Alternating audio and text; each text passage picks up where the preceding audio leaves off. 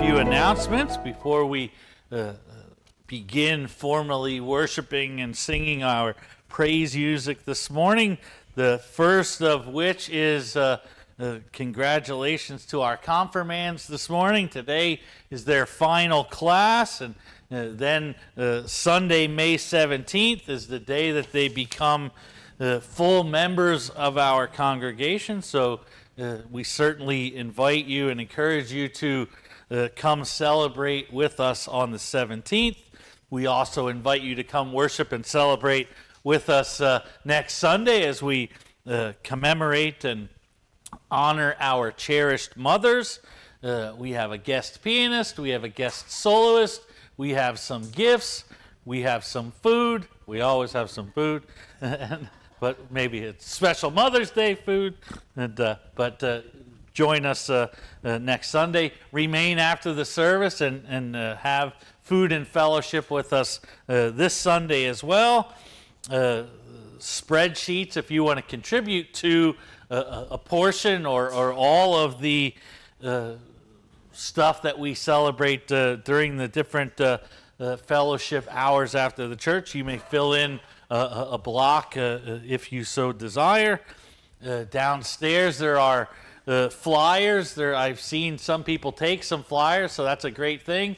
If you have a place where you could advertise our bike night, first annual bike night in July, I encourage you to take one of the flyers so that you can help us. The reading requirements for this Wednesday's Bible study is the first half of chapter 14, verses 1 to 25, and then we will conclude chapter 14, verses 26 through 40, the following Wednesday. So you don't have to read the entire chapter. I encourage you to read the entire chapter, but we're only going to cover the first 25 verses on Wednesday, and then we will cover the remaining ones the next week. And the next blood drive is on Saturday, June 13th from 9 to 1:30. I'll have this information also in our newsletter, but I put the number that you can call as well as the website that you can log on to book your appointments. 20 is the goal. They deem it a success when they get 20 units of blood. So we've exceeded that goal each and every time that we've hosted a blood drive. So let's keep that flowing. New worship opportunity. We're calling it Those Summer Nights. If you would like to worship outdoors on a Saturday, on Saturday, June 13th, the very same day as the blood drive here, at 5:30 at Latimer UMC Prayer Garden, we are going to have summer worship services in the evening. July and August dates are not yet determined, but I will publish those in June's newsletter. But if you would like to come and support that, our annual pet blessing is on the 23rd. Like last year, I'll be looking for 2 volunteers, one to shepherd Remy and one to shepherd Cinnamon. I'll keep Dexter by my side the entire time because he's the mall risk, if you will.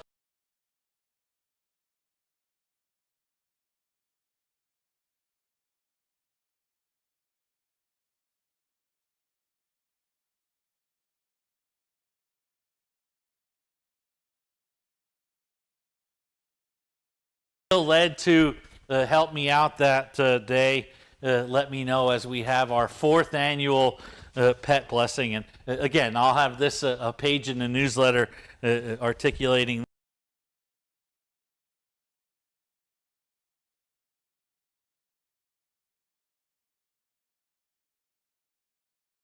a moment or two to summarize some of that we went over yesterday at conference.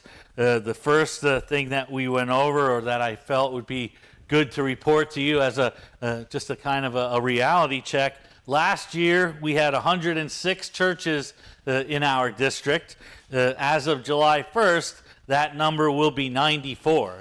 And so that, if you do the basic math, that means 12 churches after July 1 will cease to exist. And one of those statistics is because one church decided to merge with another. Down in the Poconos, they had two small churches.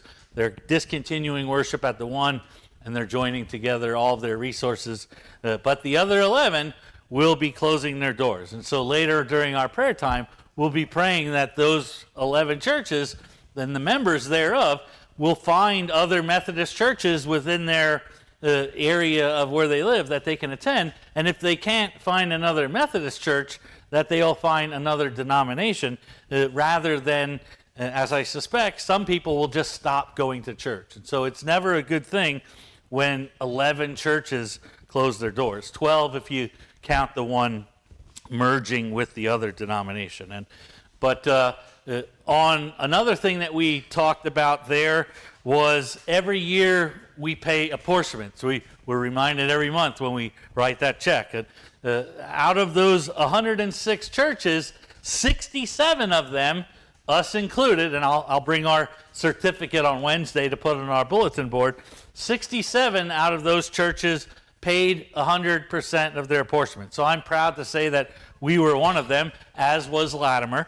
Last year, the number of people that paid their, or churches that paid them, were 79. So 12 less churches paid full apportionments this year than they did last year. But again, so it's just a great reminder for us about how important the job that we're doing is, because while some churches are going on the decline, we're going on the incline, and that's a positive thing. And I'll share another little tidbit during our praises and joys, but one further announcement portion of that was yesterday.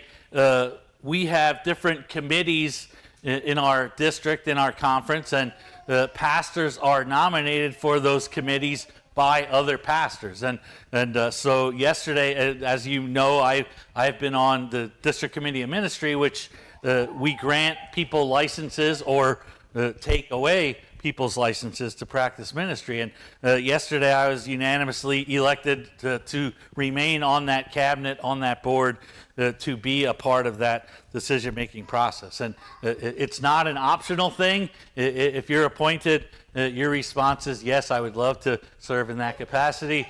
It's so that even though you're nominated, you don't choose to run. It's like I say, it's not something that you can just say no to easily. And maybe if you had an extenuating reason, but anyway, I'm honored to be on the committee anyway. But I thought I would pass all of that stuff along. Like I said, I saved a nice little praise and joy for us when we get to that portion of our service. But before we do that, we want to tune into our theme for this morning. I'll have a little theme-related sermon with it. But again, Native American Heritage Sunday is something that we acknowledge every year. So I turn your attention to our praise and worship music. And there's no preference for me if you would choose to remain seated while you sing, or if you would like to rise as you sing this morning. I invite you to choose and do so however you're able to worship this morning. So let us sing to the Lord this morning.